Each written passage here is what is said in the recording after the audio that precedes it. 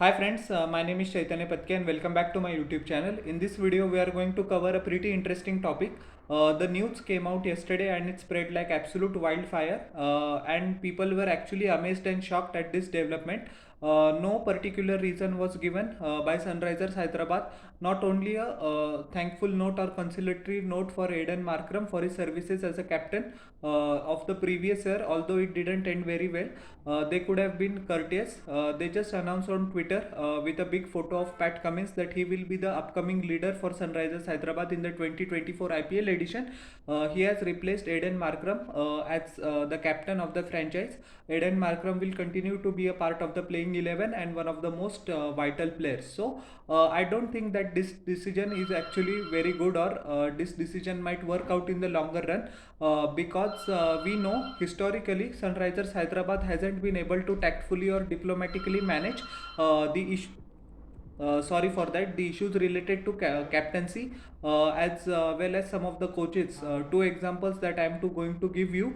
The first we have to remember is David Warner. As we know that David Warner remains one of the most successful skippers in the history of the IPL. For Sunrisers Hyderabad, he actually won them the only title in 2016, where he defeated a much fancied Royal Challengers Bangalore in at the M Chinnaswamy Stadium.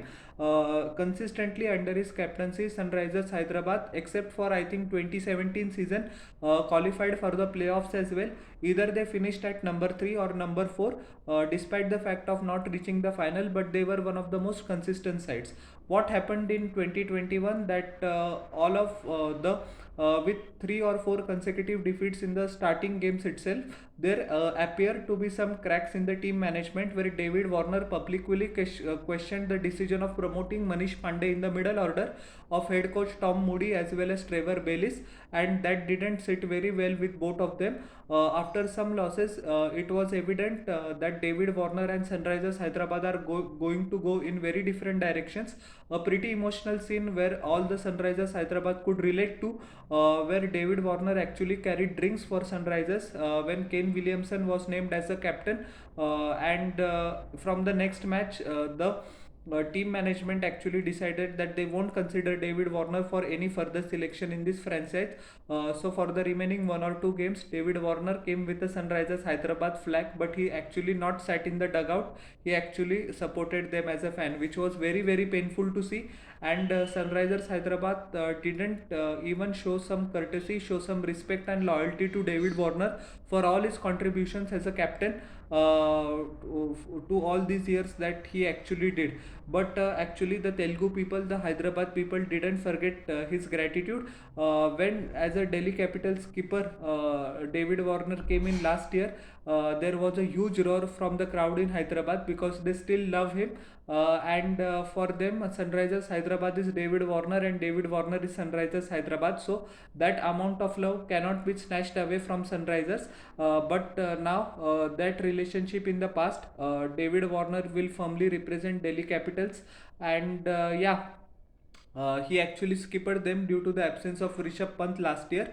But the bond was evident to see, as people would observe. I'm just little bit deviating from the topic. Instagram account or Twitter handle of David Warner, he frequently posts videos along with his wife Candice and with his 3 lovely daughters of Telugu film industry and various songs. So David Warner will continue to remain popular with the Hyderabad fans, but the way they treated him was not good. The second instance I am telling you is about Simon Katich, a well-known former Australian all-rounder, cricket coach and commentator, who actually joined the team management of Sunrisers Hyderabad in 2023 before the auction. But what happened in the auction was absolutely distasteful, and they didn't even took Simon Katich's opinion into consideration.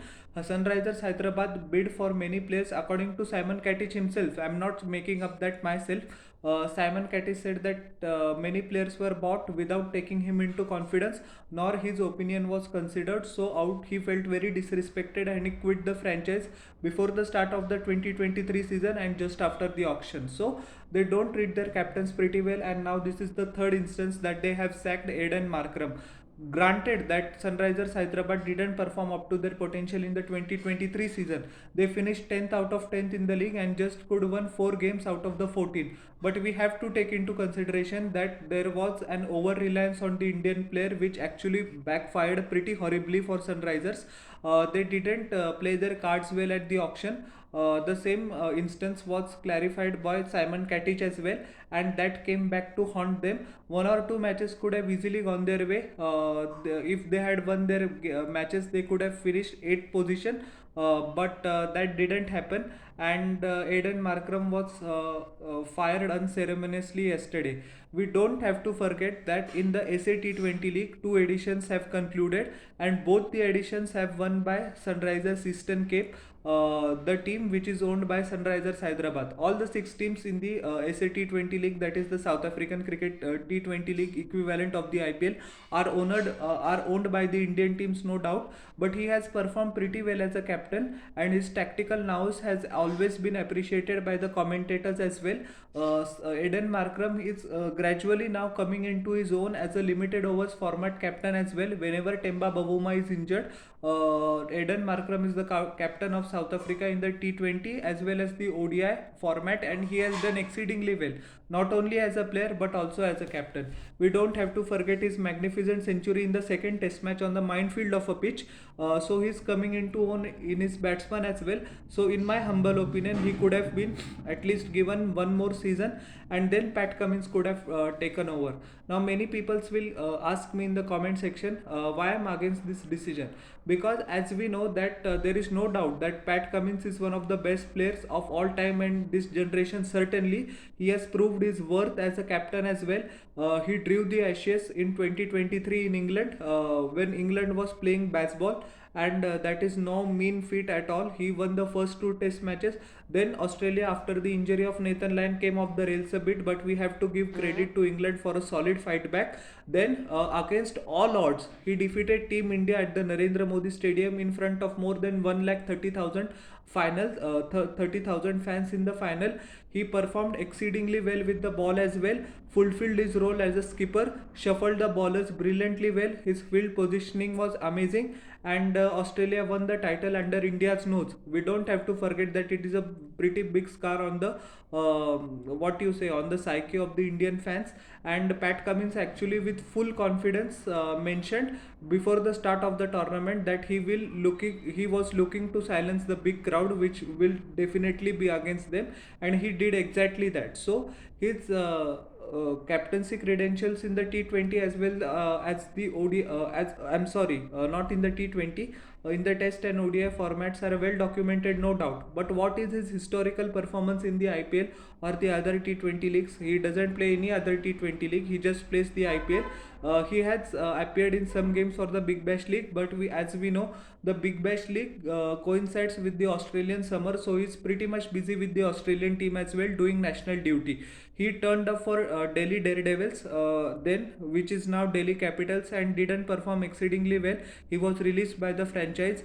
Then KKR picked him up a couple of seasons ago for a pretty hefty sum, but 3 seasons ago, I beg your pardon. But barring that innings against Mumbai Indians, where he scored a quick fire 50 of just 14 or 15 deliveries and took Kolkata Knight Riders home and snatched victory from the jaws of defeat for KKR, I don't remember any other performance of Pat Cummins, especially with the ball. His primary skill is with the ball. We don't have to forget that. And his economy rate was always on 8.5, 9, 9.2, etc. So he didn't fit the bill as a bowler as well. And he played for KKR for just 1 or 2 seasons.